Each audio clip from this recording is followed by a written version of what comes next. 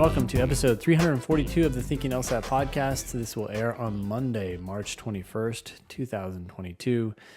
The next registration deadline is Wednesday, April 27th. That's for the June 2022 LSAT.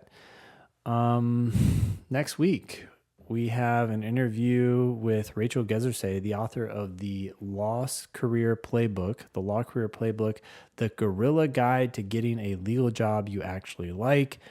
If you have any questions about the legal market or how to get a job, send your questions to help@thinkinglsat.com before March 22nd. You need to do that right now. That's the episode's coming out on the 21st. We're interviewing her tomorrow, the 22nd. So if you're a day one listener, which we love you guys, day one listeners, you need to write us right now. Don't wait. Send us a question for someone who wrote an entire damn book about getting jobs in law. Yep. She's also an adjunct professor at USC and an actual practicing attorney. So, yeah. Then we have on the 29th, we're interviewing Judy, the YouTube lawyer. You've got a little bit more time to do that, but you can go check out her videos on YouTube. Mm-hmm. Judy, the YouTube lawyer. She has a voice that's very similar to ours, and she's on the kind of don't go to law school because she herself, it kind of seems like she regrets her career choice. And by the way, she did go to Georgetown Law, and she is not happy with it. Yeah. So I'm excited to interview Judy, and if you want to watch her videos, and they're provocative, you should check them out. Check out Judy, the YouTube lawyer, and email us help@thinkinglsat.com. Yep. Also, come to Nathan's April 2022 LSAT study group. Those are every other Thursday at 4 p.m. Pacific, 7 p.m. Eastern. All you need is a Demon free account, which you can get at lsatdemon.com. And then ask Nathan any questions you want right to his face. So, right to my actual face. In Zoom. So we have this little what did we talk about on the show today? We had an interview with Kyle McEntee, senior director for the Law Hub's pre-law division now at Law School Admission Council. He founded Law School Transparency, and there was a merger between those two, Law School Transparency and LSAC. So we interviewed Kyle all about that. Yep. What else did we talk about? We talked about dropping contrapositives from your mind, period. You don't need to think about them ever again. That's great news for people who have been studying and struggling with the LSAT for a long time. Yep. If you study with us, you do not need to think about contrapositives ever again. Well, listen to our discussion and we'll explain why you don't have to think about contrapositives. Yep. But you don't need them. Your teacher, I know your teacher told you about them, and now you're super confused about contrapositives, but you don't need a contrapositive in your life. Yep. We also talked about the benefits of being in a situation where games is your weakest section. If that's the case, that can be good news for you. And then we talked... And we had a follow-up email from a previous show. Yep, about Google Analytics and the job opportunities there. And that's where we went into paying for school generally and why you probably shouldn't. How dumb it is. Yeah. Okay, cool. So you have this email here from Mike. You want to read it? Yeah. I thought it would be a fun little item for the top of the show. It says, this might be a little outside the scope of the show, but I can't stop attacking Wordle like it's a logic game. I would love to hear how you guys would approach this game as if it were on the LSAT. Thanks for all you do, Mike. And I have been doing Wordle recently. Ben, have you ever checked out Wordle at all? I checked it out once per your invite. Were you successful? No, did you solve the Wordle? I did not solve the Wordle, and I promptly closed the browser. You failed. I failed, and I have to admit, I don't like crossword puzzles. I actually, despite doing games, it's not a crossword. Well, it's not, but I just don't like these games. I don't care for them. So it's wow. Yeah, I mean, I'll do a logic game on the LSAT, and for some reason I enjoy that. Maybe because it's associated with the LSAT, and I just did so many of them. But I'm just not interested. Yeah, like I wonder if it has something to do with your inability to sound out words. Or it could be. I don't think it's unique. I don't think it's unique to Wordle. Right, I know. That's what I'm saying. Is that like you because you also hate crosswords and you're like dyslexic or something. Yeah, I do have something. Yeah, you've got some kind of a difference, And we love you, and it's okay. And we embrace all kinds of different people around here. Yeah. But yeah, you're okay. Well, I'm not surprised that you don't like the Wordle, I guess, given all of that. I love the Wordle. I think it's super cool. And I do actually approach it like a logic game. I have some thoughts about it. My buddy introduced me to it recently, and since he introduced me to it about a month ago, I have done it almost every day. I do look forward to it. I really like it. It takes me all of 90 seconds every day to do the Wordle. The way I do it is, so he starts with the same word every time. I would imagine you'd want a word that has like a lot of vowels in it, right? Yeah, I think that's a pretty good strategy. He starts with the word farts. And that's probably because he has 2 young boys and he thinks it's amusing. His humor has now devolved into little kid humor. But farts has some good consonants in it. Yeah, it has the R, S, T. The R and the T and the S. Yeah. And an F is pretty good, and A is a pretty good vowel. So like farts is a good one. I tend to use a different word every day. I've actually used demon the last couple days. I put demon because I realized that demon has 2 vowels in it, and the consonants aren't bad. D, M, and N are pretty useful. Sure. So start with demon. I don't know. I like to do it with just a different word every day just to play around with it. Yeah. But there probably is some optimal word that has like A, E, O. Sure.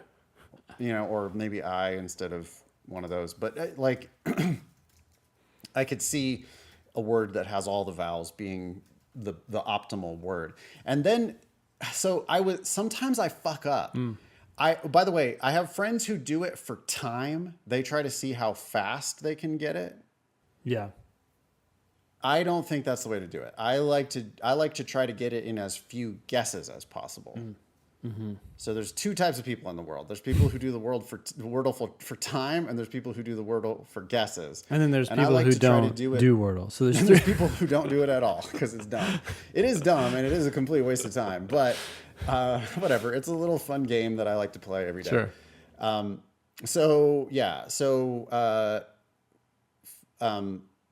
It takes nothing. It takes no time. I guess I put a 5-letter word. Yeah. And then the thing that I did, you can fuck it up in a couple different ways. If you know that a letter is in the word but in the wrong position, it is critical that you then, on the next guess, if you're going for fewest guesses, on the very next guess, you need to use that letter again in your next guess. And sometimes if I'm lazy or if I don't think about it right, I guess a new word that doesn't include that letter. Yeah. And that's dumb because if you don't do that, then you don't rule out another position for that letter. Yeah. And you're supposed to be trying to solve exactly what, 5 letters. Yeah. So that is a dumb mistake. And I've caught myself making that error a couple times when I'm just like, I kind of go to sleep. Like I get a little lazy about it. And that hurts my performance. Yeah. I've only failed 1 Wordle ever. And the one time that I failed was when I had made that particular error. I looked back at my thing and I was like, oh shit, there was an E and I guessed that word without an E in it. And that's dumb. Yeah.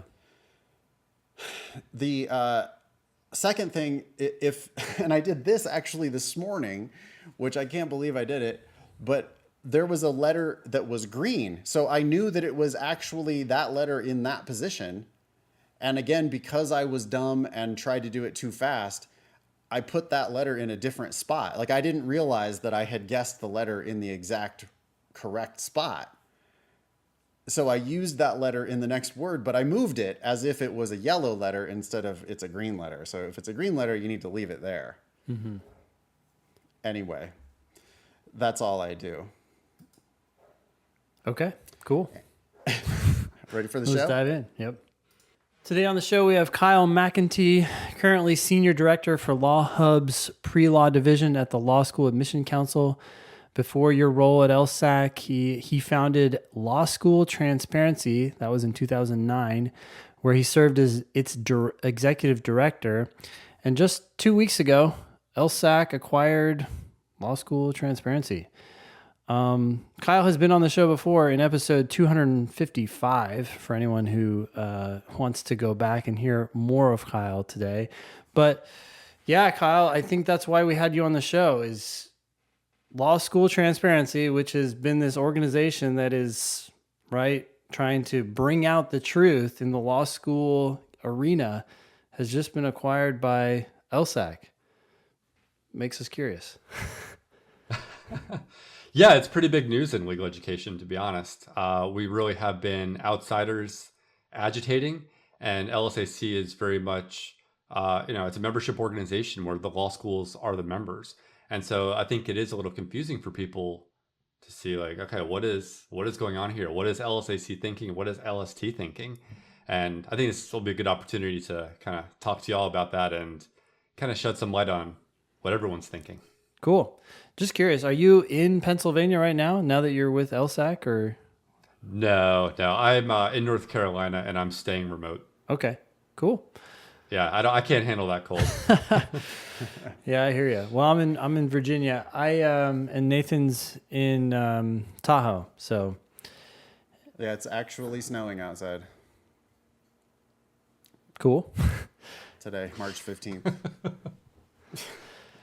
Anyways, yeah. So thanks for coming on. Maybe to help people get up to speed, I think a lot of people are familiar with Law School Transparency and what it was doing. But the thing that I kept going to Law School Transparency for was law school, what was it?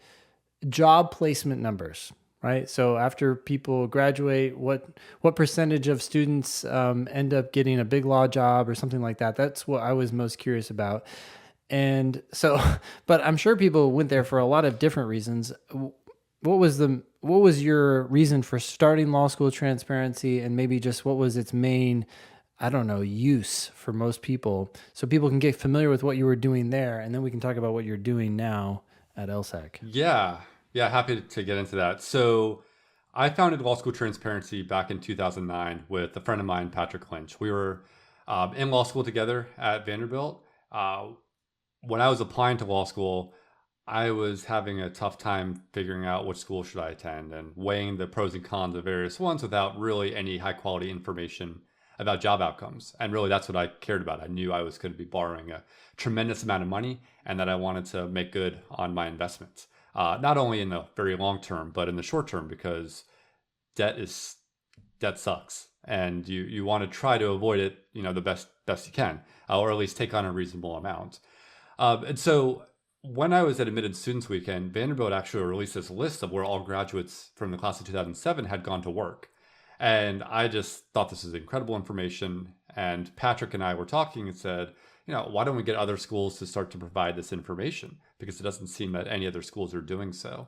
And in the process of figuring out what data schools had and what they could share, we discovered that law schools were by and large misleading students about their job outcomes.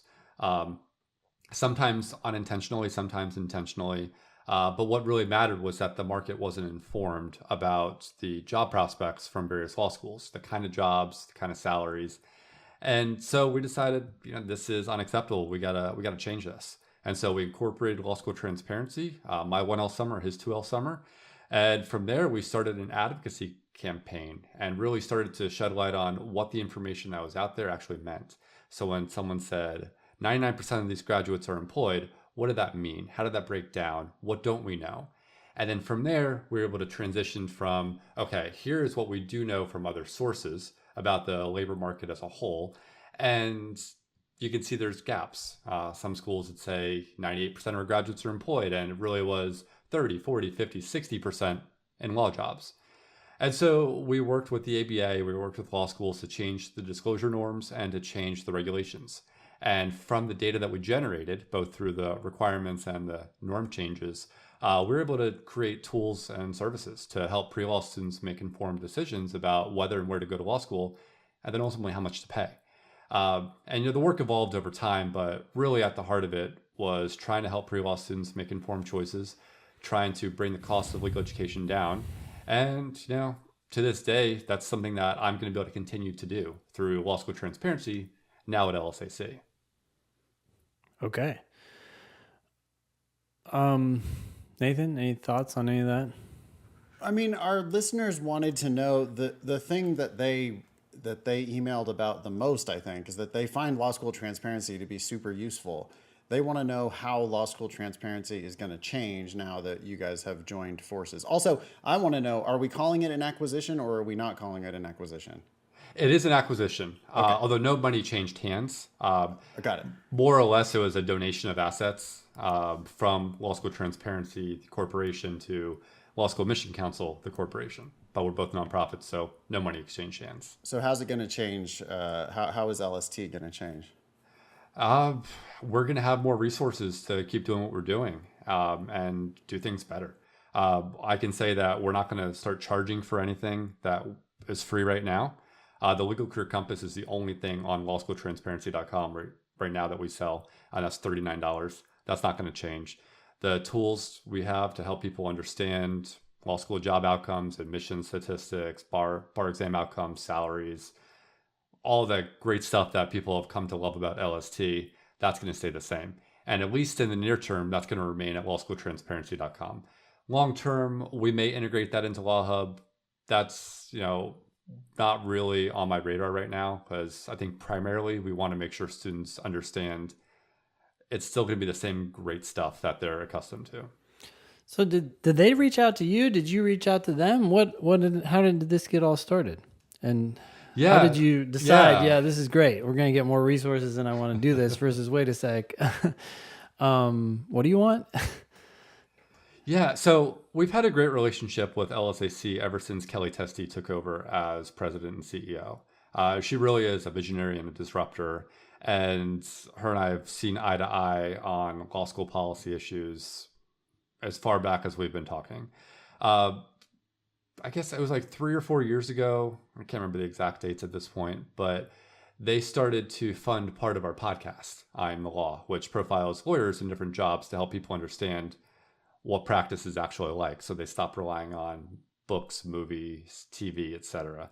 And so they were able to fund that, and we started our kind of a relationship there. But then this past summer, I reached out to Kelly and said, hey, I've got this idea for something I want to do on Law School Transparency, but I think there might be a licensing issue. And as you all know, as licensees of LSAC, it's really important to get that right. And so she put me in touch with Eric Krajinovic, and he and I started chatting about what LST's vision was for how to help pre-law students make more informed choices and to have a better access to legal education, more or less, better access to information. And he's like, we've got a pretty similar vision here. We should talk about how we can partner. So I ended up on a meeting with senior leadership describing what LST's vision was for the future. And they were all super excited. And they're like, well, what do you want? Like, what do you actually want out of this relationship? And I said, to be honest, I'm tired of the hustle. I'm tired of having to figure out where my next paycheck's going to come from. I'm tired of figuring out how I'm going to pay my contractors and whether I'm going to be able to make this video or that video or improve the website in one way or another. So what I want is the support of a strong team. And so what I want is for you all to acquire LST. And they were shocked by that because, again, this outside agitator, who they do well over the years, but we're still surprised that I was willing to bring our resources into their fold. But as we continue to talk about it, it was just such a natural fit because the vision for Law Hub going forward is really about student outcomes. And it's really a huge shift in focus, away from not just the membership, meaning the member law schools, but also to students, and also focusing on pre-law success, academic success, and professional success. And that vision for Law Hub is really what LST was starting to work on and why I reached out to them in the first place. Interesting. So I am curious what, so it sounds like your vision or the project that you wanted to work on involved actual LSAT questions, right? When you say licensing, that's what we're talking about. So you wanted to provide some, I don't know, preparation for people or something like that, or?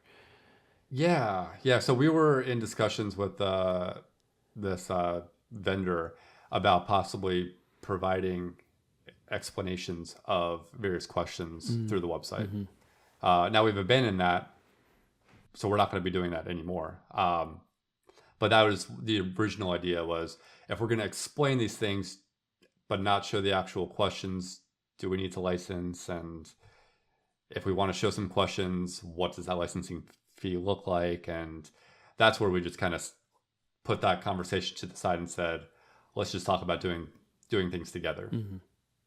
Okay. Cool. I'm a terrible interviewer, so I do have 3 questions, but they're just kind of all over the place. You mentioned your podcast, We Are the Law. I am the law. I am the law. I'm sorry. I am the law. Yeah. Apple Podcasts doesn't show any new episodes since 2020. Are you still doing that show or no? Yeah, so that's one of the things I'm excited that we'll be able to reinvest in coming up this year, is doing more episodes of that show. Okay, so you've been on hiatus, but you're planning to bring it back. Exactly. Beautiful. Apple Podcasts and wherever else. Yeah, Spotify, iHeartRadio, lawschooltransparency.com. If you go there, there's the podcasts are all organized by category and tagged in all kinds of different ways. And it's a good way of exploring practice areas, practice settings that really might be a great fit for your personality. And you just don't know because all you saw was Legally Blonde. Any plans to interview people who went to law school but didn't practice law? Yes, so we've had several people on who do that. We do focus on people who graduated and went to actually practice law, but I do think it's important to show that there are different things that people end up doing with their law degree, and oftentimes what they end up doing does kind of build on their practice experience. Other than there's people, I assume probably like both of you and like me, who actually never practiced law, who are making good use of their degrees nonetheless. Got it. Okay. I guess maybe I only have one other question that I want to talk about right away. You mentioned norm changes. One of the norms that we have, I guess, complained about on the show in the past has to do with the ABA disclosures, specifically on the 509 reports. Mm-hmm. They publish scholarships, and they publish race/ethnicity. Right. But there's no cross-section of those two, so we can't see what scholarships are being offered to what people of race and ethnicity. Yeah, that's a huge problem. What we know about law school scholarships is that students of color pay more for law school than their white counterparts. And that's a real problem for equity. That's if we're serious about having a more accessible profession, we need to actually price legal education in a more equitable way. And I do think disclosing of that data would go a long ways for helping people understand when this happens, why it happens, and force everyone to confront, is this the way we want to be building our profession from the ground up? So that's a norm change. I mean, you've actually created some change in this space. Mm-hmm. If that was a thing that we wanted to all try to work on, because it's clearly a problem, right? I mean, like black and brown people paying more for law school, or black and brown people getting out of law school with more debt than other people, is a huge problem. That's a broken system. And nobody involved in this whole system wants that to be the case. Nonetheless, that is the case because they give scholarships based on LSAT and GPA largely. And so then we end up with this system where like white people pay less, and that's fucked up and nobody wants that. So how if it is like, I totally agree that like if we could just, what do they say about sunshine being the best antiseptic or something? Disinfectant or something. Disinfectant. Yeah. Yeah. Justice Brandeis said that in one of his opinions, I think in the early 1900s. Okay. So if we wanted the sunlight to hit this issue, I mean, boy, if they could show a cross-section, right, of like, well, here's the scholarships we gave, and here's how that breaks down by race and ethnicity. Yep. Man, how do we get that change done? Yeah, so actually, I'm going to take off my LSAC hat here because I'm not speaking on behalf of LSAC here, but in my prior work at LST, we had put proposals before the ABA section of legal education and suggested how exactly they could collect the data and then display the data. And if you want to see more about this, you could see LST's 2025 vision. But the ABA has that under consideration right now. So I think if you want to see that, the best thing to do is reach out to the ABA section of legal education and say, this is important to me. This is important to my students. This is important to the longevity and success of our profession and ultimately our society. Because, I mean, as you just said, it's absurd that Black and brown people are paying more for law school, borrowing more for law school. And it's even worse when you consider that they don't last as long in the profession. They don't ascend to leadership in the same way, and they make less.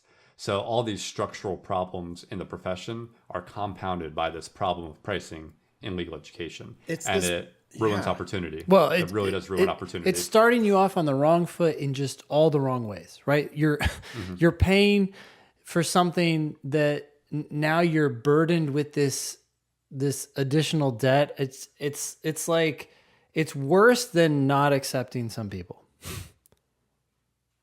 It would be better to say, hey, just don't come, save your money, and pursue a path that is not going to put you in this much debt right from the beginning. It's like setting people up to fail.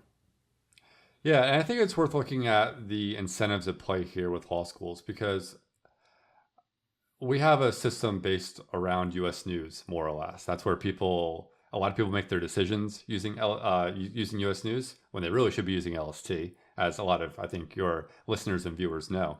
But when U.S. News incentivizes spending in a certain way, and when they incentivize too heightened of a focus on LSAT and GPA, that causes these kinds of problems. And to step outside of the rat race is very difficult for schools. And that's why it's important for regulators to get involved, and why it's important for outside voices to call for change. But it really does come down to an incentives problem. Law schools think that they need their U.S. News ranking to be maintained or go up, and they think that the big part of doing that is maintaining your GPA and LSAT scores, as well as spending money to do that. And that has all these downstream effects that really don't comport with the visions that they've outlined for their communities and for their schools. Yeah, it's like we're all stuck in this wild prisoner's dilemma, right?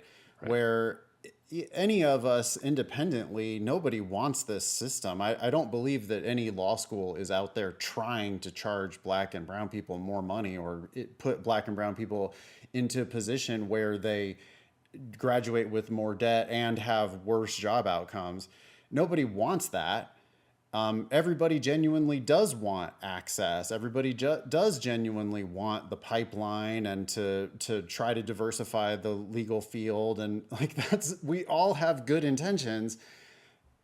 Nonetheless, we all end up perpetuating this system that does exactly that. Absolutely. So, I had a interesting conversation with a law school dean a few years ago. And I asked her to go look at her numbers to say, do you see these patterns that we see nationally at your school where your Black and brown students are paying more than your white students? And she came back to me and said, and she was completely ashamed, like hat in hand, yes. And I said, well, what are you going to do about it? And she said, I have too much pressure from trustees, from faculty, from students to maintain my rank. So I don't know what to do. Please help me.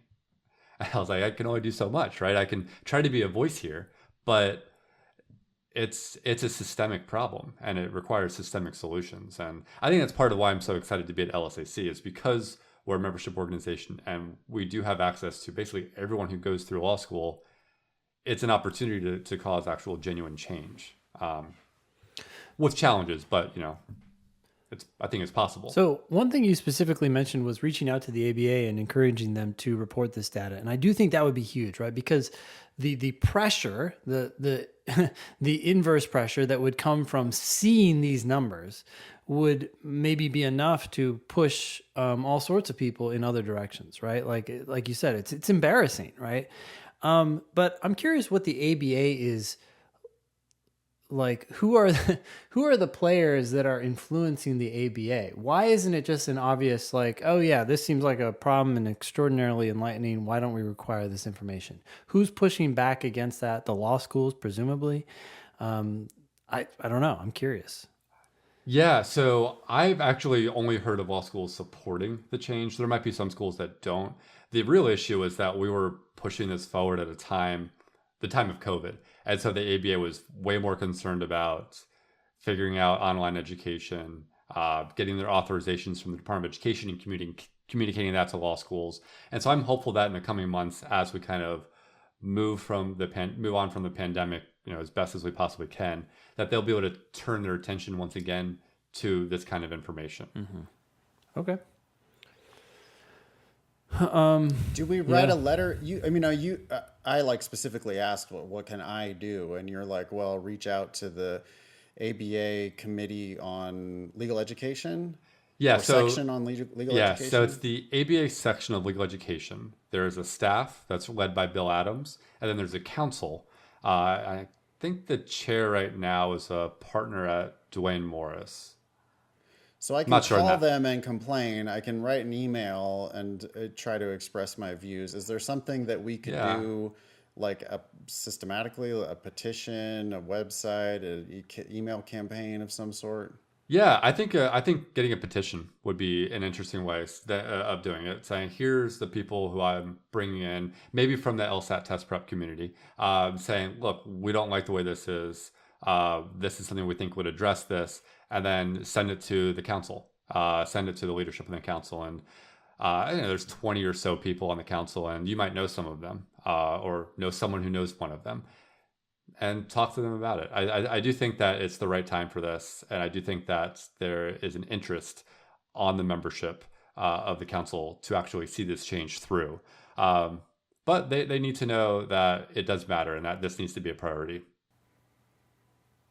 And that you think it would work. Okay. And that you think it would work. And there is evidence that it does work, right? That Sunshine does work. So we saw with the employment statistics, better numbers caused a difference in enrollment trends, for one. Secondly, when conditional scholarships were first made transparent back in 2013, we saw a steep drop off in the number of schools offering those scholarships, which again, I think goes to this same problem of embarrassment. Like, oh, is that something we're doing? And it's this bad? Yeah. And then we saw some change. Now, not change across the board, but there was measurable change that followed from that sunlight. Well, I don't know that it's an easy problem to solve because it's not that LSAT and GPA numbers are not without merit, right? They also, if you ignore color and you just try to, accept people and you're just looking at those numbers, you're accepting people precisely because you believe those numbers are going to indicate their likelihood of success. So there's this merit to them, but we need to shine light on it so at least people can start thinking about it. And how do you grapple with that? And is the problem now going to have to be pushed back even further? I have no idea. But without that information, there's no pressure to solve it. I think. Oh, go ahead, Nathan. Well, I think information would help a lot. But there is one easy fix that I can think of, which would be just American Bar Association bans law school scholarships. Like, you're just not allowed to do that and be accredited by the ABA because the scholarships are what caused the problem. And then that forces us to be complicit because we're like, hey, it ain't worth $70,000 to go to this school. Look, there are 20% of the people at that school who pay zero. You need to be in the zero who don't pay for that school, or you need to not go to that school because you're getting ripped off if you pay $70,000 to go to that school. And we think that is clear. So like we're out there yelling constantly. Ben and I are yelling on every episode of like, get a scholarship or don't go. And so that just makes the problem worse, even though that is the correct advice, we think, for any individual student. We think that's what you should be doing. And so then now the students themselves have to be complicit in this whole thing where it's like, well, that was the game. And so I went to a school that was going to give me a scholarship. So I didn't pay for law school. Meanwhile, all these other poorer, less savvy people ended up paying. So a few things to say, I think, on that. The first is that another approach is closing the score gap, right? I think that is something that LSAC's new Chief Diversity Officer, Angela Winfield, her approach to DEI really is about fundamentally reshaping the profession. And a big tenet of actually reaching that goal is to close the score gap. So that way, that advice you provide doesn't necessarily harm one group over another. And I lost track of my other point. Oh, the other point was on your advice to help students, pay less for law school. And I think that's enviable advice. I think it can be more complicated. That sometimes some schools are worth more than other schools. I think that's clear. And sometimes it's worth paying more, and sometimes it's not. And helping people to understand, to do that cost analysis is incredibly important. And so I'm really glad to hear you guys encouraging that. You mentioned kind of casually closing the score gap. What does that mean? Yeah, so the Black and brown students score lower on the LSAT than white students and Asian students, and this reflects centuries of systemic racism. It doesn't reflect ability, and so the one way to address this without addressing the structural problems of the incentives problem we were discussing is, well, just close that gap. If Black and brown students score higher, that some of these problems are mitigated a little bit. Not all of them, of course, because the problems in our society run way deeper than just scores. Right, but how do we magically make Black and brown people score higher? Oh, well, I think it's access to test prep resources is a big thing. So that's part of the reason why LSAC invested in the Khan Academy. Part of the problem with Khan Academy is there's not that reaching out one-on-one that you all are able to do. And I suspect that when you do one-on-ones, people end up having more improved scores. And so trying to figure out, that's the problem, right? It's like it's a thorny issue to try to solve.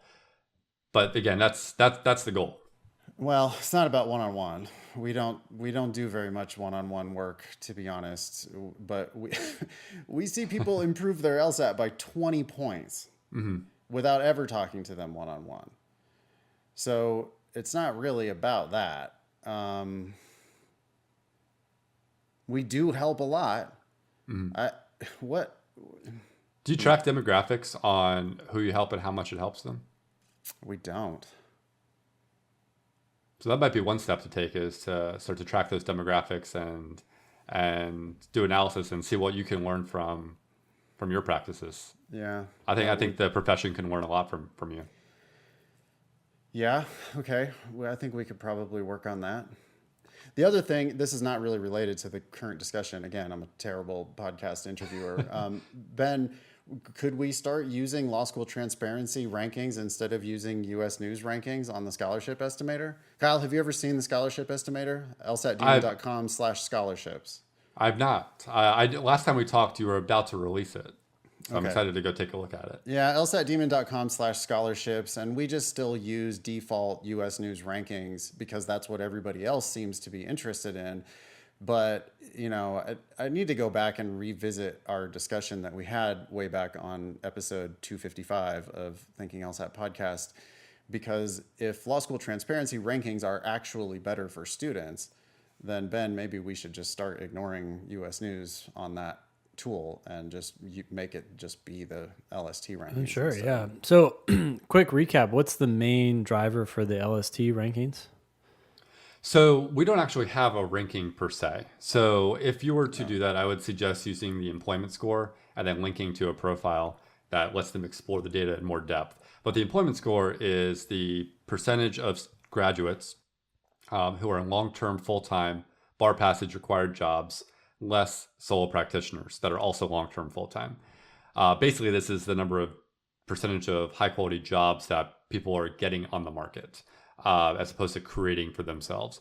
That said, we do have a rating tool. You can call it a custom ranking, but what that does is it takes input from students, asks about their job preferences, and then from that, we'll give a rating from 1 to 10. It's actually, I think, 1 to 9.5. That will basically describe how close to a school that you want to go to based on what you've told us about your preferences, how close it is. So part of the challenge is there's not a clean 1, 2, 3, 4, 5, 6 all the way down to 200, right? Which makes it that's part of what's appealing about a ranking system is that simplicity, because you can derive authority from simplicity. The problem is when the methodology is unsound, like the US News methodology is incredibly unsound and unreliable. And there's rumors floating around, which I was just telling someone makes me sick, that there's going to be these shakeups in US News this year in terms of where schools fall in the rankings. And I just want students to say, like, or think to themselves, why does this matter? Do these small changes actually reflect something meaningful? And without looking at the underlying data, you can't know. And the problem with US News is it compares schools that don't belong being compared to each other. So you shouldn't compare the school from California that places graduates in California to the school in New York that places graduates in New York, right? Well, they're not; those graduates aren't competing with each other. It's so ridiculous. Like Georgetown was in the top 14. Now Georgetown's not in the top 14. UCLA was not in the top 14. Now it is. So it's like a replacement of like, well, no, it's not Georgetown anymore. Instead, it's UCLA. And it's like, what? Those schools are just entirely different places. And it's a literally one spot in the rankings difference that everybody blows up into this huge newsworthy item. Because it's really dumb. Yeah. Everybody definitely are people across America now like heading west instead of east? Right. Like, well, that's the thing, is that they literally are. We know our students, right? Mm-hmm. Our students are like, no, top 14 or bust. So I was going to apply to Georgetown, but now I'm not. Now I'm going to apply to UCLA instead. And it's like, God damn it, really? Why? Oh my God, that's dumb. Sorry, Kyle. I want to check one thing. So you said, I've been looking at the employment data that's available on the ABA Disclosures website, and there's tons of categories, right, for employment. There's all, and like you said, there's long term. There's, I don't know if it's short term or what. Short term. Yeah, is that what they use? Long term is when a job is anticipated to last 1 year or more, or indefinitely. Okay. And short term is everything else. Oh, geez. So if you've got like a clerkship that's 1 year exactly is a long term job. If you work at Starbucks, that is also a long term job, right? Okay. Because you're there indefinitely. Yeah. But if you're in a contract that's like a 3-month contract, that is short term. Got it. So you specifically look at long term, full time JD required jobs. That's bar passage required, but yes, more or less the same thing. JD bar passage. Okay, got it. Okay. The other meaningful category is JD Advantage, long-term, full-time JD Advantage. But that, there are a lot of good jobs in that category, but there's also a lot of jobs that people don't want. Roughly 4 in 10 or 2 in 5, if you want to do better math, of those graduates who are in those jobs are still looking for another job. So 40% are unhappy with JD Advantage. That's the proxy, yeah. Whereas it's like 7, 8, 9% for bar passage required. And it makes sense. People go to law school to be lawyers on average. And, as professional, it's higher than 40%. And then the non-professional, as you might imagine, is through the roof. No one goes to law school to be in a non-professional job. Okay. Yeah. Interesting. But yeah, by focusing on those kind of gold standard jobs, we're really doing, that's all good. But by focusing on those long-term, full-time, bar passage required jobs, we're really looking at what do students want? What are they trying to understand about their professional career path? And trying to give them that information and say, this is your top line number. Look at this to understand what you're getting into. You might decide, this school has a 60% employment rate on this metric, but, that's good enough for me because of the price I'm paying or because my backup plans don't require that. It's just good to start with that information, and that just gets you closer to making an informed decision.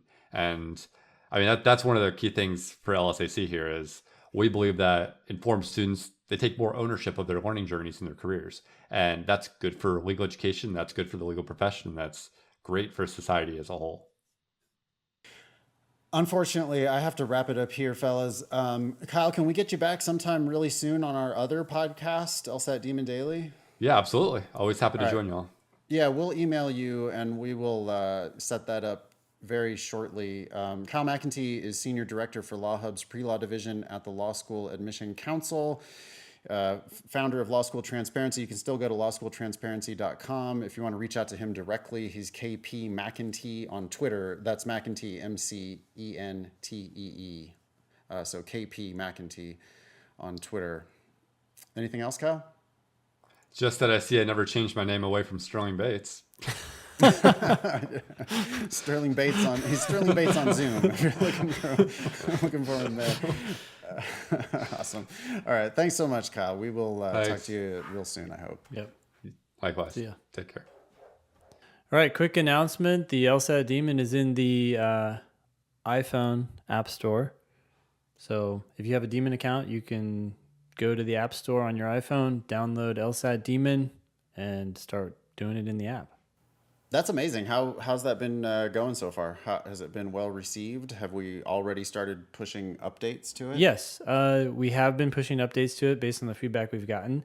It's been super positive so far, but I'm also skeptical of that positiveness because, it's always the most enthusiastic students who hear that we even have the app and then go to the app. And right. So I'm waiting for the more general public to provide us our more probably honest feedback.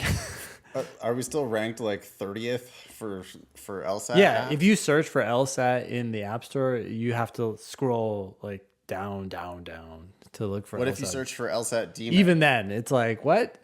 Jesus. Yeah. So okay. They're still treating us like newbies, which is fine. But anyways, yeah, it's there. You can find it and start just doing what you've been doing on your phone, but in an app. Tablet app too? Not yet. iPhone only. Okay. Yep. So tablet, I'm sure, is in the works, and Android also eventually in the works. Yes, these things are in the works. Their priority depends largely on how many people want to use this. And so we're also trying to figure that out too.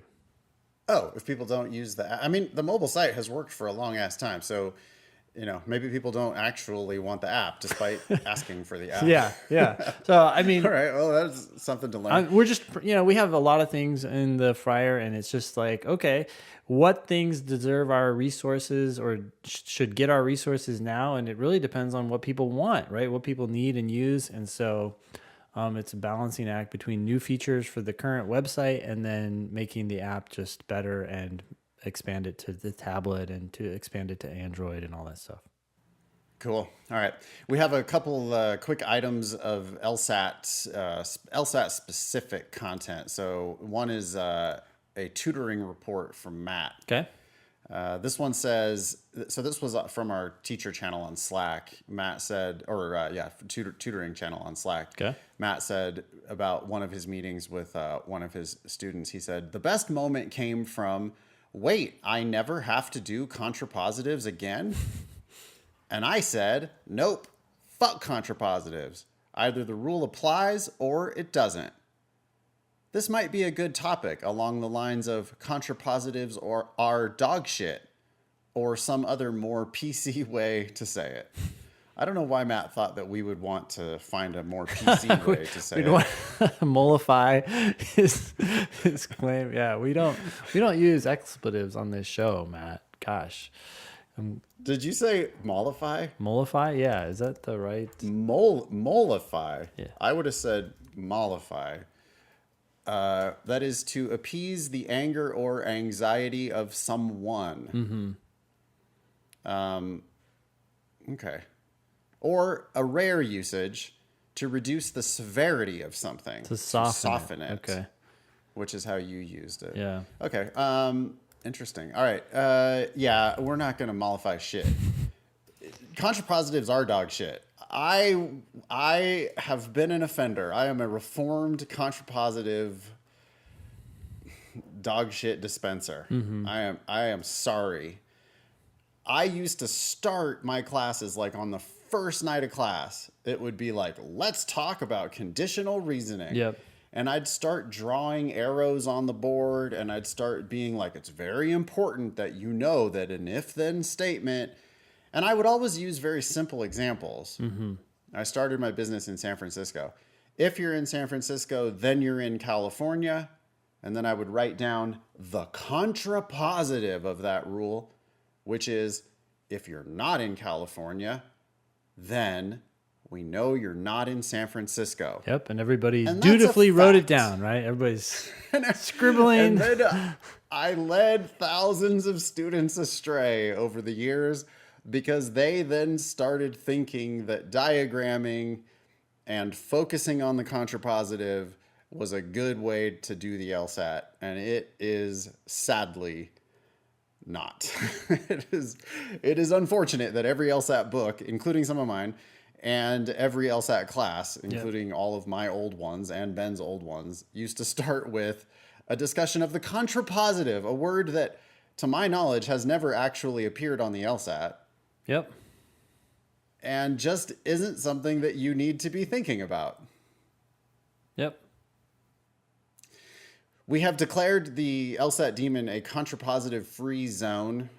There are still plenty of examples of us using that word in videos and doing diagrams that involve writing contrapositives on a whiteboard. I no longer even teach in front of a whiteboard. Ben's still standing in front of a whiteboard. Obviously, if you're going to do logic games, diagrams, and stuff, you do need a whiteboard. Yeah.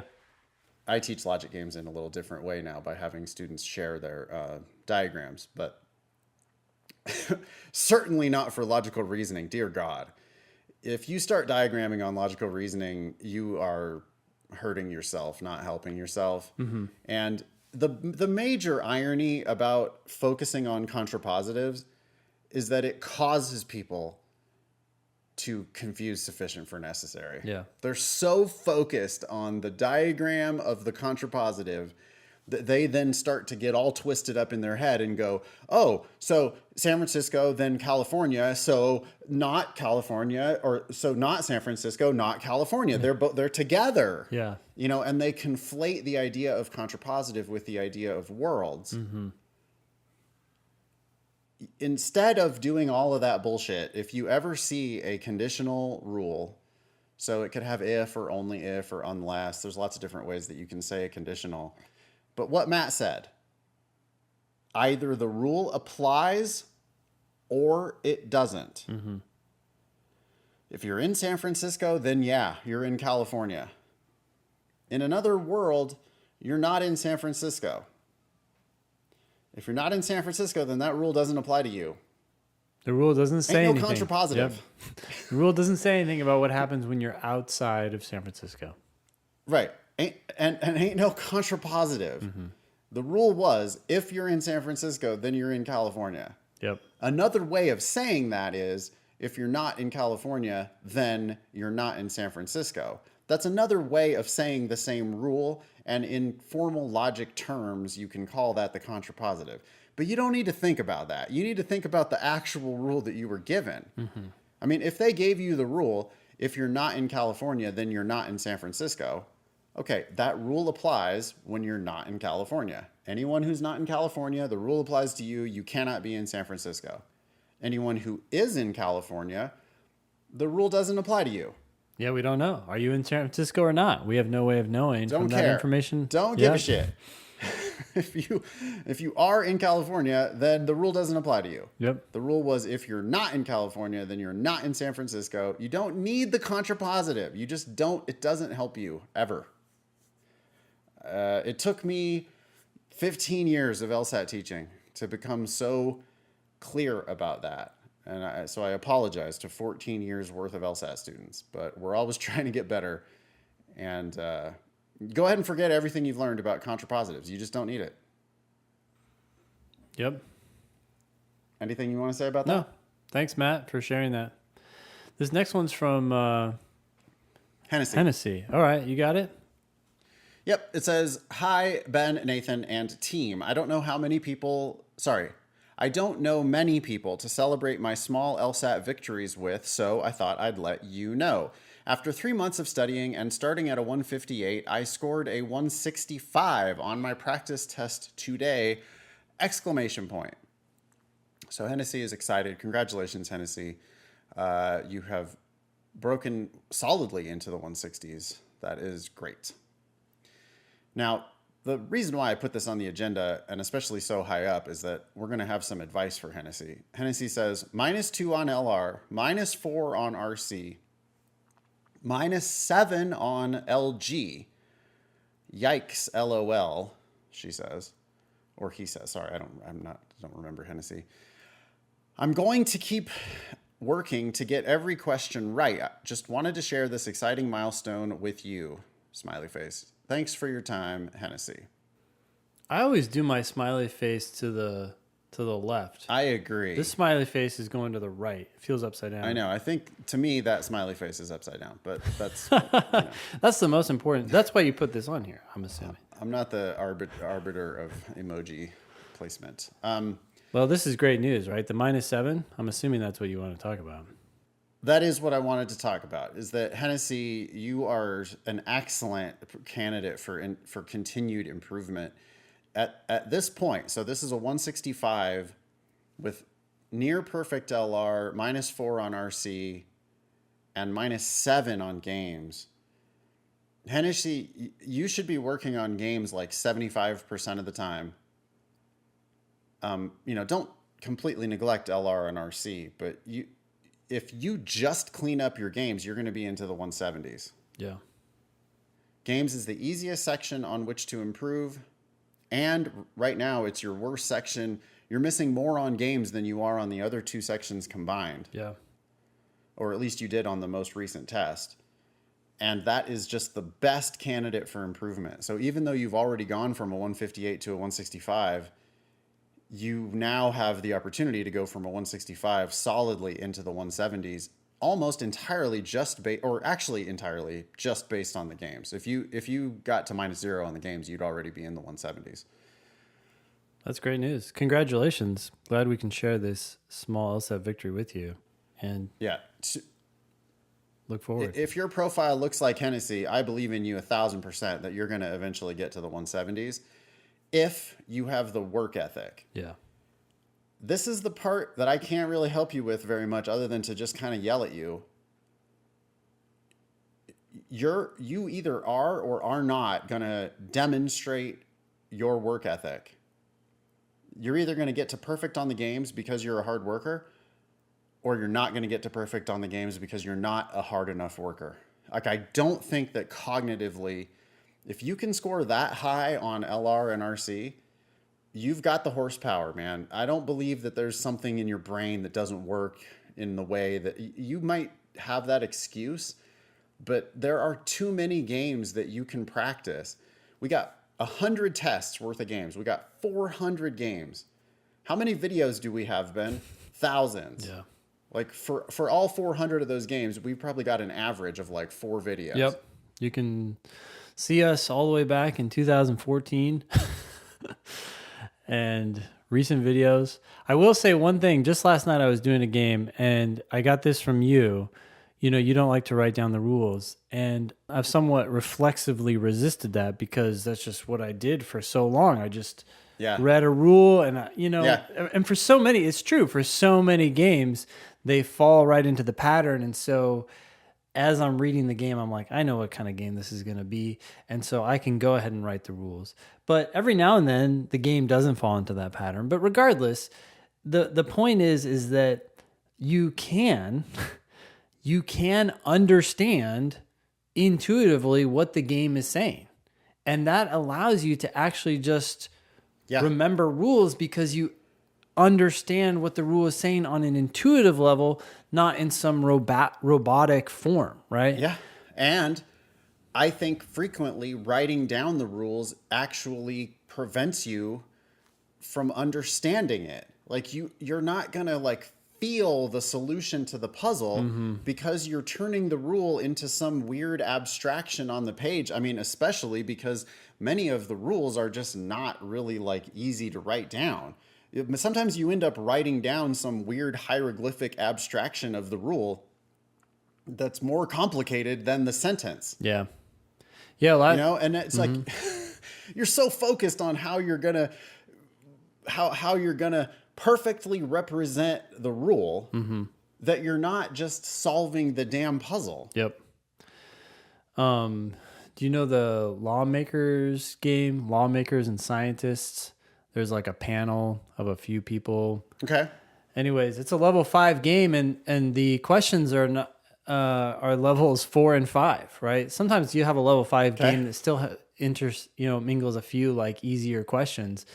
But last night, that game, I didn't write down any rules. I was just reading through it and explaining what was literally happening with that panel as if it were a real panel. Yeah. And people are like, wait a sec, but how do I represent this rule? And I'm like, Yeah, do you really need to write that down? I mean, we just talked about that for a minute. We're like, I'm visualizing these 4 people sitting around a table, and it's saying, look, if one of them is in charge, then that person not only can't be in charge next year, they have to be gone. It's a visual thing. I'm seeing the people, and that guy's in charge, and it's like, you're out of here next year, buddy.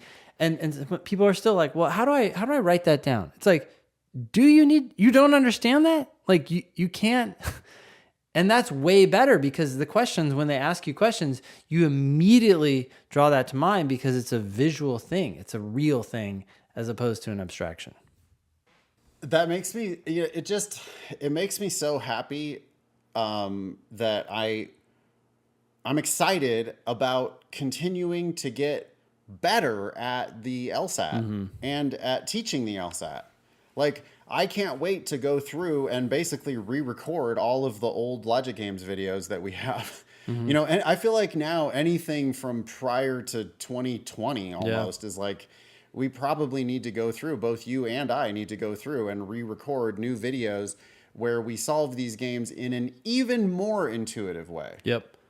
Because the old videos, we were still kind of stuck in some of that dogmatic way of like, it's just, that's how we thought an LSAT class was supposed to look. And that's what we thought a solution to an LSAT logic game was supposed to look like. And so we're just kind of like, it's inertia, right? It's just like, well, you're just stuck in that way of thinking about it, that way of doing it. And we were edging toward getting more and more intuitive and just solving the puzzle and just like kind of making worlds right off the bat. And, now it's like, you start to see how simple and how easy it actually can be, because it's like, well, what would you do in real life? You've got a panel of doctors and lawyers. It's not, they've given you 100% of the information that you need to answer each one of these questions perfectly. So how are you going to figure it out? There's probably 100 different ways. What are you going to do? And it doesn't necessarily involve slavishly, dogmatically writing out each rule individually. There's lots of other ways to get there. You remember those people that used to, at least I got them in my class every now and then, who would be like, hey, I see what you're drawing on the board, but I just solved this question in my head. And I remember I'd be like, well, you're a special. you got a special way of doing this, and that's awesome. I think this diagramming works better for the vast majority of people. I'm not saying not to draw things. I'm just saying that I feel like I'm starting to appreciate that wasn't as unique of a case as it felt like every time I encountered it.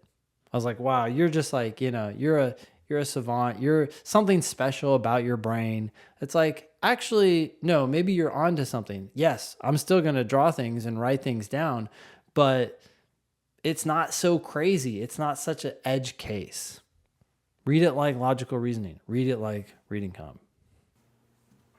Yeah, like actually understand it and just figure out how to solve the puzzle. I do think that I probably still reflexively go, well, yeah, you solved that one in your head, but you got to be careful about doing that in the future because reasons. And it's like, well, wait a second, dude. They solved it. They figured it out. If they figured it out, they fucking figured it out. And by the way, if you put a hidden camera on me when I was solving a logic game, I mean, I am going to make a picture for almost every game, but there's going to be lots of places where I'm going to do shit that I'm not even aware of, where I just kind of look at it and go, well, this, boom. Okay, yeah, boom. And I just answer it in my head without drawing anything at all. Yeah. Now, not the entire game. That's going to be really rare. But for individual questions, sure, yeah, there's going to be some shit that I'm going to do in my head. Well, and you're going to do a lot more shit in your head if you intuitively understand what the rules are saying. If you really grapple with them and like, okay, what are you actually telling me here? Oh, okay. Because in part, you're going to remember them, right? How many people get questions wrong merely because they just, I forgot about that rule. It's like, yeah, well, it's because you wrote it down and then you promptly forgot it. Yeah, right. And that's just like how people take notes or whatever. In reading comp, right? They take notes on the side, but they're not actually processing the information. Yeah. It's the exact same thing. The test is becoming more and more similar. It's just read and comprehend, and then the rest will follow. All right, ready to dive into. Thank you, Hennessy, for writing in. Please email us, help@thinkinglsat.com.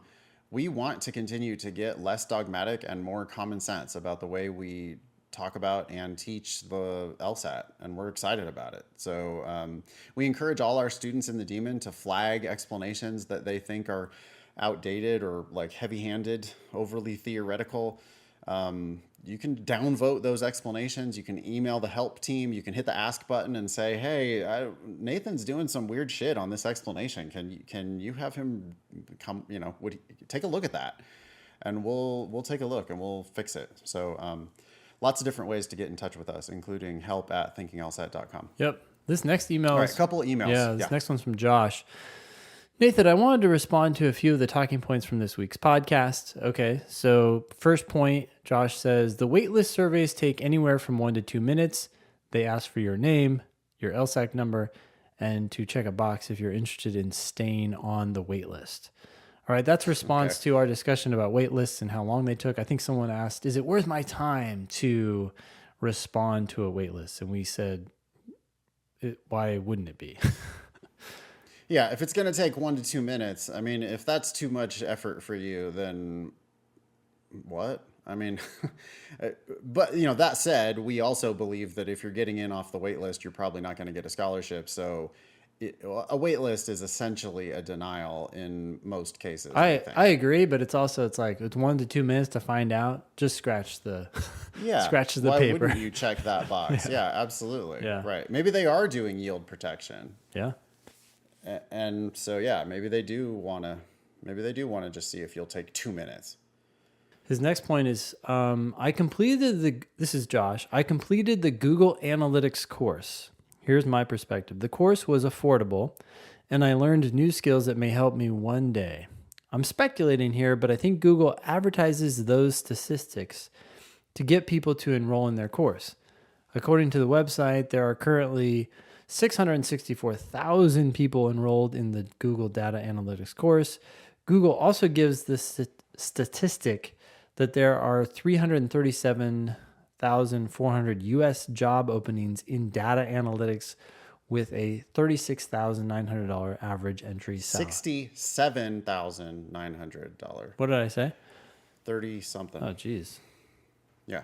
Anyway, $67,000, $68,000 average entry level salary with nearly twice as many people enrolled than the available jobs. Finding an employer is an uphill battle. All right, I got to stop Josh right there.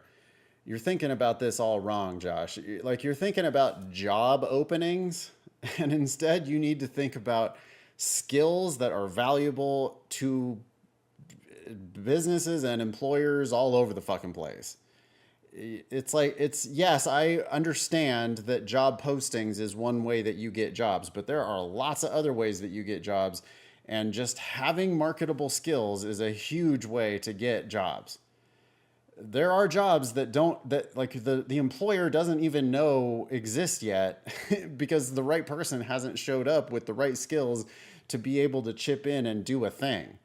Not only that, but this is America, and if you want to really get paid, you need to work for yourself. You need to start something and do some shit for yourself instead of trying to get a job. Like, you don't want a job. You want a business.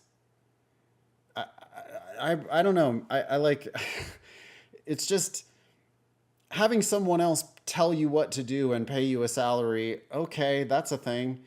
But if you do something like this, you could like hang your own shingle And instead of making $68,000 a year working for a company, you could be making $268,000 a year working for yourself. Not right away, but that's where you would be going, right? You're in, Potentially right away. I mean, like it, maybe not the first day, but like, could he make $68,000 as a, like 68,000? Could he make that as a freelancer in the first year? Hell yeah. If he knew the right people, if he had any kinds of contacts, if he had some hustle, if he had some creativity. I mean, don't get me wrong. You're preaching to the choir. This is exactly what I did, but I'm also, I mean, those are the ifs, right? Sometimes people, they need what the steps you need to take to make your personal business successful are not obvious. And so then they don't have that money, which is precisely why they go the job route. But it goes back to my like Venn diagram though, right? Of the 3 things to find career happiness. Yeah. Be good at it, love it, and figure out how to get paid for it. The figure out how to get paid for it is actually really easy if you're good at it and you love it. If you've got those 2 things, there's lots of ways to monetize stuff, especially skills like data analytics. I played golf just the other day. I was visiting my family, and I played golf with my dad and a bunch of his buddies, and one of the guys in the group happened to be a doctor. And I was asking him, because I sometimes get like a little bit angsty about my career. You know, like I've been successful. I love what I do. I've been financially successful, but I'm not sure that I like actually do good in the world, right? So I was asking him, like, hey, if I was going to go back and like for a hobby, not really for a salary, not really for, you know, I don't want to like do nursing, which I know is a good career. I want to use my brain for good in medicine. What would you recommend someone do? Okay, so smart, reasonably young, okay, middle-aged, but I'm planning on living for a long time. Smart, young-ish person who doesn't really care that much about making money in a career, but wants to just do good with their brain in medicine. And the first thing out of his mouth was like, well, do you have any computer skills? yeah. He's like, there's like so many opportunities in telemedicine. I did surgery the other day on somebody who was a mile away from my office. Have you know, there's all kinds of like, we need all kinds of help in, and he basically was talking about analytics and just any kind of coding, any kind of technical skills at all. And that's how to contribute to the medical field. Yeah. My point is not like, you know, just looking up job postings. Yeah, that's one thing. But developing skills that you know are going to be useful in the future, I think is what young people should really be focused on. That's all I'm saying. Josh continues, there are over 3 million people who have finished one of the Google courses available.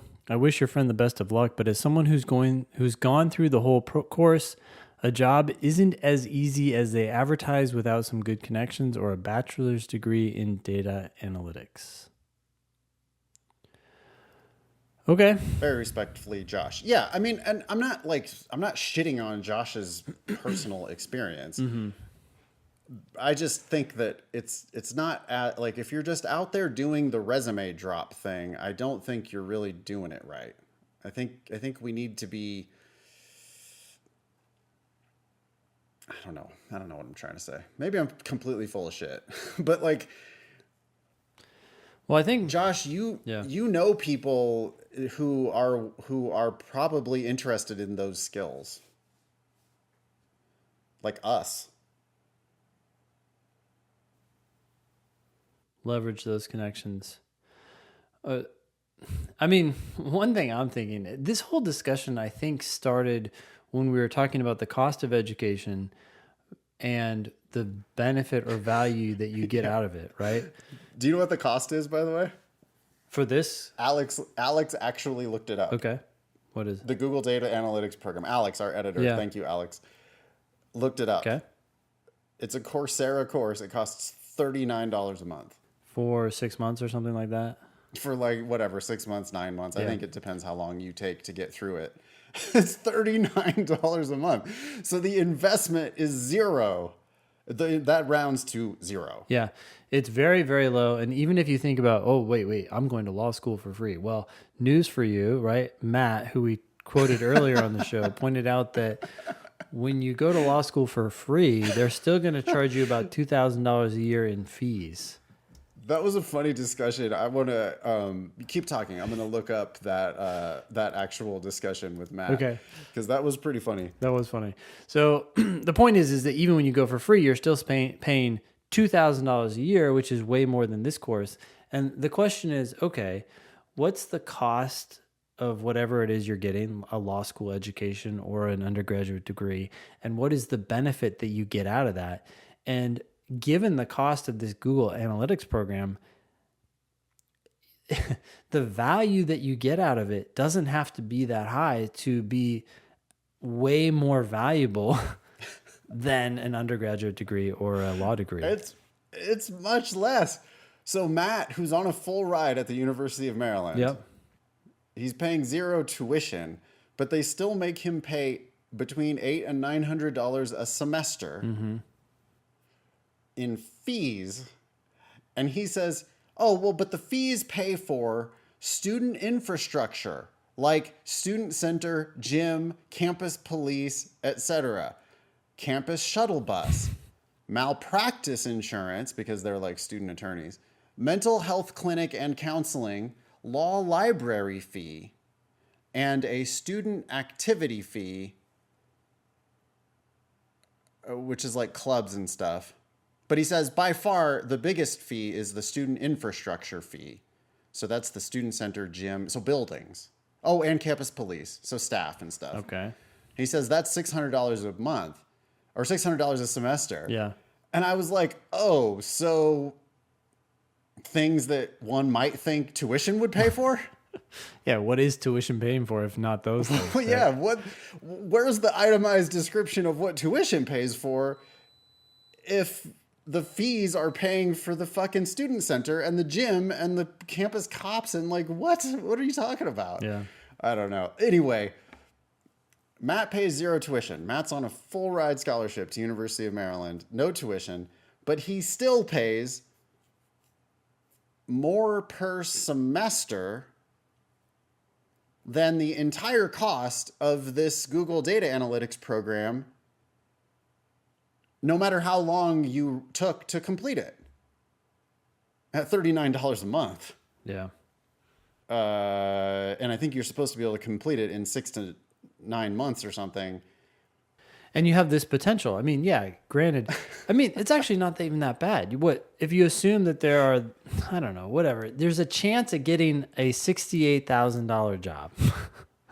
A decent chance. I would say a decent chance. Of course, it's not guaranteed, but neither is a job coming out of law school. And what kind of job are you going to get coming out of law school? Probably in the $50,000 to $60,000 range. After 3 years and all the living expenses you spent while you were in law school and all the time. I mean, a Google Data Analytics course sounds like something you could do in the evening after your day job. So you're not giving up any current income. Oh, no, my friend Mike, who's doing it, is doing it in the evening after his day job. Yep. So it's all about, what do I have to pay in time and in money, and what am I going to get out of it? And it sounds like you could end up getting something out of it that's worth more than what most law school graduates are getting after 3 years full-time and thousands of dollars in at least fees, if not living expenses and everything else. So is it worth it? That's the question. And so, you're talking about doing this course and starting a business on your own. I would say the best way to do that is to do courses like this, which are cheap, so you can do more than just one, and 2, get a subscription to Audible and start listening to audiobooks about starting businesses, whatever. Just get ideas and get exposure to the way the world works, and you'd be surprised how much you can get out of that book that cost you $15. Yeah. I think that's Totally. why I think education in probably 10 years is going to be substantially altered. Like, I just don't see how it's sustainable. There's the I cost couldn't difference agree more. is so It's different. vastly, wildly overpriced. And if you think about like the billionaires, the people who have been our modern like heroes, the people who are the most successful of anybody that, the people that they're going to talk about 100 years from now are like all these tech wizards who dropped out of college. Yep. They did not get a stamp of approval from some committee of faculty, whatever. They just went out and built shit. They went out and did shit. Yep. I would go out and talk to, I don't want to like pump us up too much, but you should reach out to people like me and Ben and say, hey, what are you guys working on? What are you guys struggling with? What are the things that you guys have a hard time with that need solutions? Yep. Or talk to that doctor and say, hey, if I wanted to go contribute to the world, what should I do? And he is not like, well, first you go get a bachelor's in whatever, and then you study. He's like this doctor. The dude has gone to more school than anybody, and he's not talking about going and getting degrees. Yeah. He's talking about going and learning actual skills. And, with an eye to the future, he's like, well, shit, technical skills are the things that are going to actually be useful. And that's going to be useful in every field, Including law. including law. God, like lawyer jobs are going to get replaced by the people who got good at Tech. computer shit. Yeah. You're going to be like all that, mercifully, right? Like doc review and those kinds of things, like the very worst lawyer jobs. Yep. Those jobs are going to get replaced by robots. Yeah. Yeah, boy. All right. Anyway, thank you, Josh, for writing in. I mean, again, and it's like, the thing is, it's fucking free. It's $39 a month plus your time. Yep. Your Which time is valuable. smaller, way smaller than your time for an undergrad degree or a law degree. Yeah, I've been like busting my niece's balls lately about her grades. She's a freshman in high school. And I've been like, worried about the fact that she's going to get a B+ or an A- in her AP Hug class. And it's like, fuck, all right. Well, look, she's a teenager. She's, got the boyfriend now. She's in a community that doesn't like super value school. And I'm like worried, like, oh, if she doesn't get straight A's, then she's not going to be able to go to Stanford, which is probably true. But does she need to go to Stanford? Does she need to even go to college at all? Well, that's the thing, is I do think if you maintain super high grades, right, you show you can kill it in a school environment, then the value is probably still there at some of these top programs, right? But the middle road is the worst road, and it's the widest road. Yes, and that's where the value is dropping off exponentially. Oh, it's just fucking terrible. Like, if you have mediocre grades and you go to a mediocre school and you pay full price for it, you come out with a mediocre degree Yep. that qualifies you maybe for a mediocre job. You've got a mountain of debt. You make a shitty salary. You've essentially sold yourself into wage slavery. And that's what's happening right now. That's this angst that we're seeing with all these undergrads who have these overpriced, essentially worthless bachelor's degrees. Yeah, if you go to Stanford undergrad, then great. Like, the world is now your oyster. But if you go to any mediocre school and way overpay, and the same goes triple for law schools. Well, check this out. So I've just been looking into this because we got kids who are going to school pretty soon here, and I'm in Virginia, and I feel like, I hope, is an anomaly because there are other schools that are half this price, but I couldn't believe that the University of Richmond cost of attendance, this is for 1 year, is estimated at $77,000. It's like, what Let's do round you that get? up to 80 because it's obviously going to continue going up. Yeah. So let's round that to 80. So it's, holy shit, $320,000 if you graduate in 4 years. Yeah. That'll be a cool $400,000 if you're on the 5-year plan.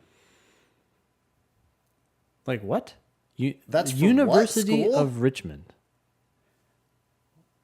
That's like as a California native, like, so just other coast. Nobody has ever heard of that school. Like, Not even around here. It's not like people are like vying to get there. There are way better schools right in the vicinity, right? We have UVA. Wow. We have even just George Mason is a Wow. state school that, okay, now is a lot cheaper because it's a state school, but you just like can't even imagine like who is sending their children there and how. I'm going to have to try to talk my niece, and her mom, my sister. I'm going to have to sit down and have a hard conversation with them. I just like, I think everybody should be going to community college, if at all. Like, I just don't pay for undergrad. Yeah. God, don't pay anything close to that. If it was $8,000, we could talk about it. Exactly. But $80,000. Holy shit. All right, let's wrap it up, huh, Ben? Let's do that. Be LSAT famous. Get on an upcoming show by emailing help@thinkinglsat.com. Questions about the LSAT Demon? Email help@lsatdemon.com and check out our other podcast, LSAT Demon Daily. That was episode 342 of the Thinking LSAT podcast. Thanks all y'all for listening. Nice knowing you. Don't pay for law school or any school for that matter. Don't pay for school if it's more than $39 a month.